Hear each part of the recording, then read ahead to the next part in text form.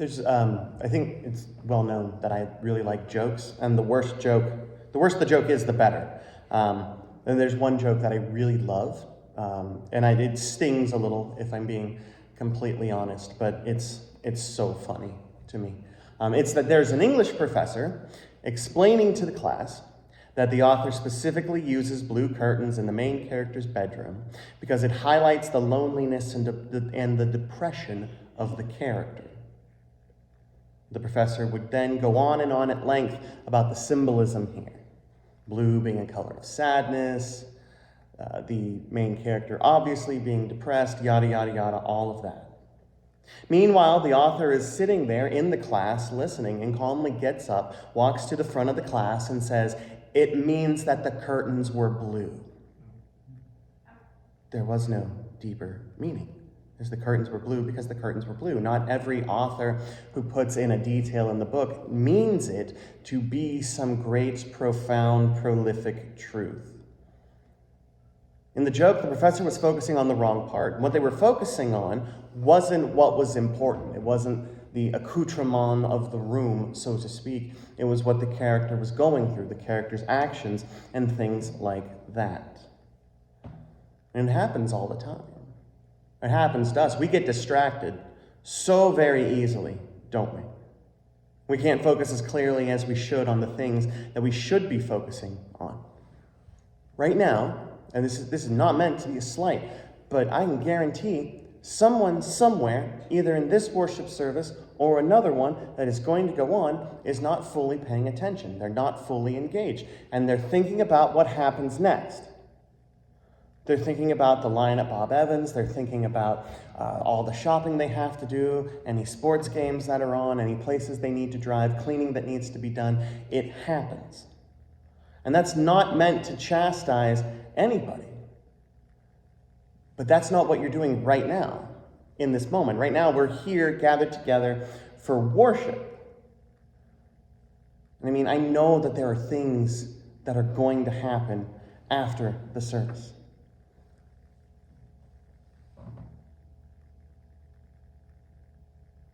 But this is the Lord's Day. And that's what we should be focusing on. I know we only have X amount of time, and I know that if the sermon goes on too long, then people are going to get antsy, yada, yada, yada, all of that stuff. But it's Sunday. And see, that's not meant to call anybody out, because I get it, because I function like that too. I have a hard time focusing a lot of times, to be honest. We are human beings. We have attention spans that can only be measured in microseconds. It's easy for us to get distracted, to focus on the wrong thing, to see the shiny bauble over in the corner and run to that. We know that from childhood. How do you get the child to stop crying? You jingle keys in front of them. That's it. And they focus on that. And then everything's fine and Jim Dandy in the world. There's a reason why doctors give lollipops to kids.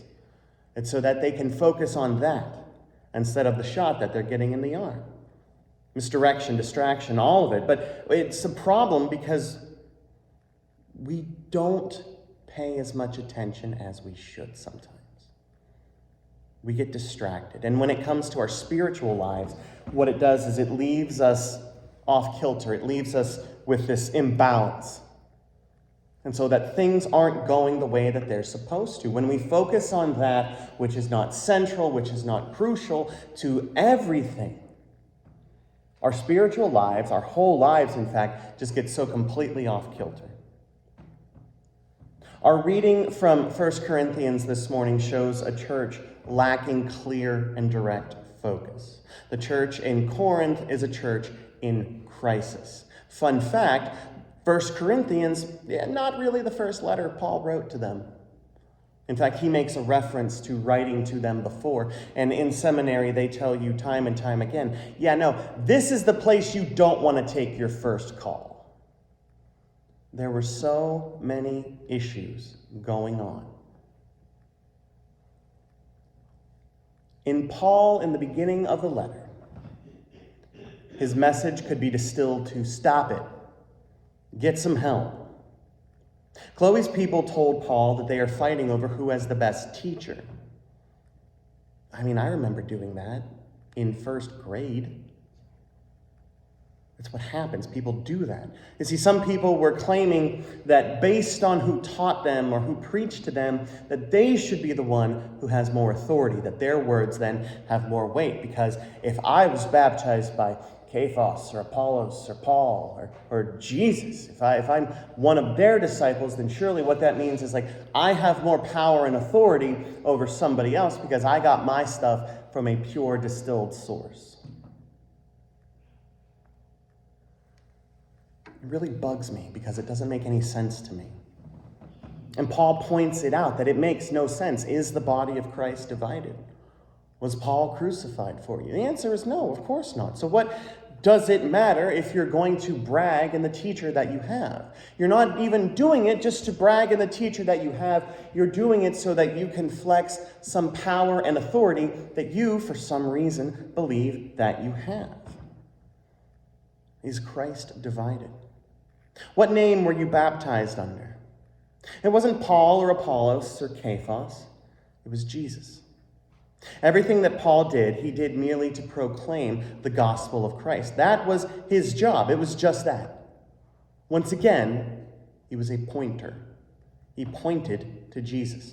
And so did the other ones, Cephas, Apollos.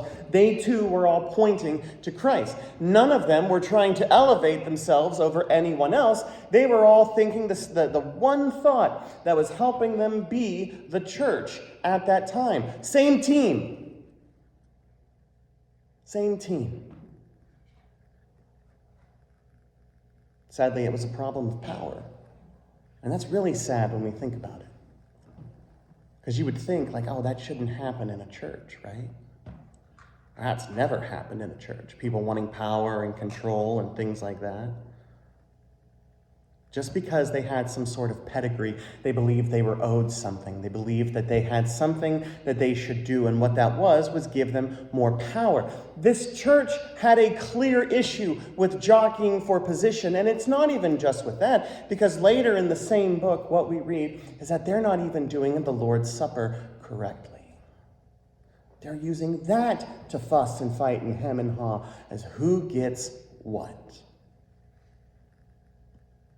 I cannot imagine what that must be like. The point of Paul and all of the others was not, hey, look at me. Look at how good of a teacher I am. Look at how good of a preacher I am. You follow me and you get the power. That's not what they were doing at all. Instead, everything that they did was pointing to Jesus. And Paul even laments. He's like, I am so glad I only baptized like a few of you because then you can't brag about me. Because you shouldn't be bragging about me. You should be focusing on what it is you're supposed to be doing. You shouldn't be trying to brag about yourself. You shouldn't be trying to get power or authority or things like that. No, what you should be doing is focusing on the one thing that is more important than anything else in the world. The message of the cross is foolishness to those who are perishing, but to us who are being saved, it is the power of God. He gets it. He understands. He fully knows and understands that everything that he does seems weird to those on the outside. But he says we are on the inside. We should know. We should get it. We understand what it is that God is doing, what it is that Jesus is doing. And because of that fact, we're all on the same team. It's interesting because the reading from Matthew is about the choices we make to focus on too. The allegiance that the people have are in question here. It's an incredibly subtle little thing. It's very fascinating. At this point, John is in prison. And so Jesus goes to Galilee to begin his ministry. And as it is pointed out, this is talked about in Isaiah, and it's this very specific thing because it's this interesting thing. In the context of Galilee of the Gentiles, which is a thing that probably shouldn't exist because Galilee was not for the Gentiles. And yet, what Isaiah was witnessing there was that, yeah, it kind of was, because the Assyrians were there. They were in control of that territory at the time. They had the power, they had the authority. They called the shots. And now in Jesus' time, though the Assyrians are no longer around, someone else is. The Romans. The great Roman Empire stretched far enough to contain Jerusalem and Galilee, and as such, Galilee was of the Gentiles. The Jewish people aren't in charge of the land there. It is Rome. They hold the cards. They hold the power. Everything that they do, and people don't get a chance to question it. And Jesus begins to teach that the kingdom of heaven is here now. Changing of John's message, as we've been over before. Focus about what I am bringing to the table. Focus on what is going on right here, right now, because everything that John said was going to happen is happening here and now. And this, then, is what you should be focusing on. As he's walking, we read about the call of Peter, and he essentially tells Peter and Andrew to quit their job and follow him. And they do so. And James and John leave their father high and dry and run off the boat and follow Jesus. And now, what's fascinating here is that we could point all of that out and just be done with it, right? Like that'll preach on a Sunday morning, the fact that everyone just saw Jesus, met Jesus, dropped everything that they had, everything that they were, and followed him. But imagine if you were in that position, what that would be like and what that would look like for you personally. To drop everything that you were doing and follow Jesus, because there are very real world and possibly political ramifications to what just happened here. Yes, they are unemployed now.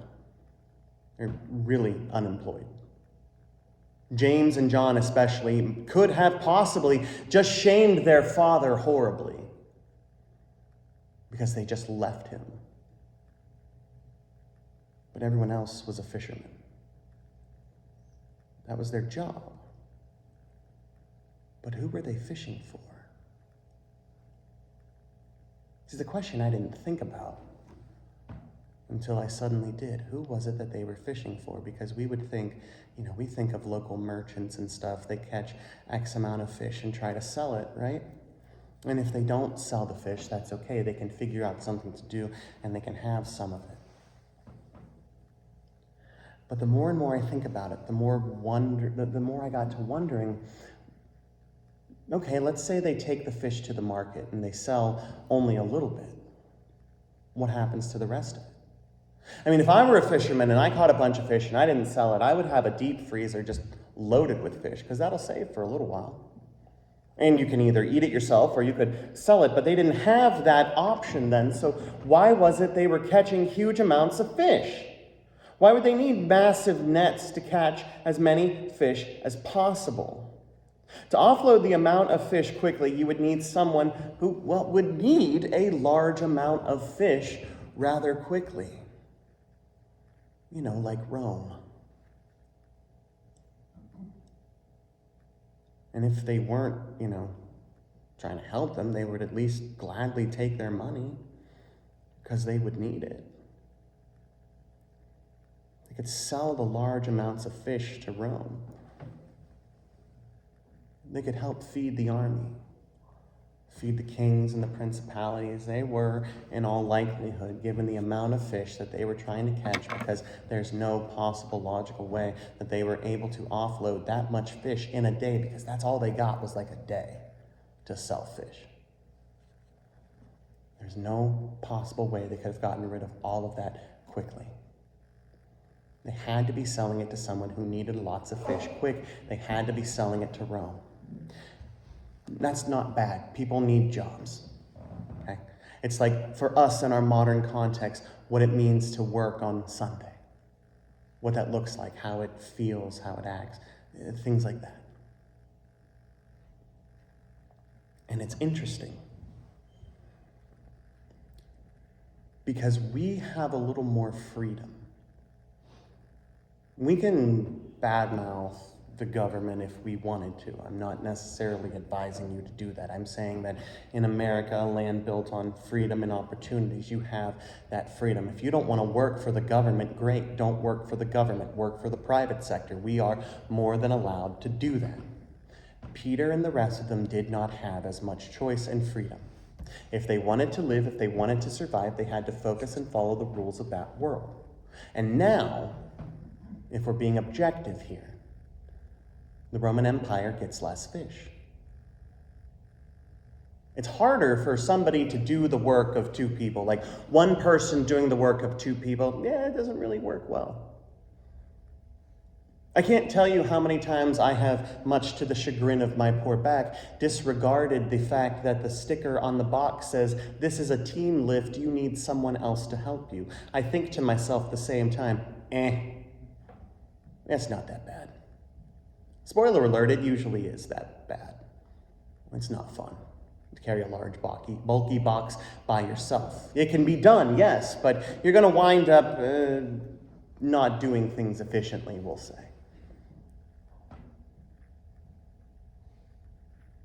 They chose Jesus over Rome. It wasn't just that they chose Jesus over parents or Jesus over work. They didn't just choose Jesus over safety and security. They made a very real and public declaration that Jesus is more important. Because none of them had to leave. They could have kept their jobs. In no way, shape, or form were they coerced or anything. Jesus simply looks at them and says, "Come with me and I will make you fish for people." That's it. That's what we read about in the text. That's what they get to know, that they have to go and follow this Jesus. And they do. They go and they follow this Jesus. Because they've decided that right there, that's the important thing. Everything else going on around the world doesn't matter. And see, it's especially sad because we know what winds up happening to most of the disciples here, don't we? They could have lived happy lives. They could have eaten, drinking, and been merry. They could have gotten married. They could have had kids. They could have taken over family businesses and everything like that. No, but what we know is that they will later, at some point in the future, be sentenced to death because of the man they just chose to drop everything for and follow. Because they knew in their hearts that was what they should focus on. It wasn't about themselves. It wasn't about comfort. It wasn't about security. It wasn't about power or anything like that. Everything was about Jesus. They saw Jesus Christ. They stopped, they listened, and they followed. That's the message here. It's not just, good for them. Would you do the same to drop everything and follow? It's really, what is it we are focusing on? Because with divided attention, you're not going to be able to do everything that you need to do. So what are you focusing on? Are you focusing on the things of this world? Are you focusing on yourself? Are you focusing on your power? Or are you focusing on how to glorify and serve God? Peter and the rest gave everything. And I do mean that literally. I'm looking at not just right here, but the end of their story. They literally gave everything for this Jesus, because they knew and realized that was the object of their focus. The question is, would we? Amen.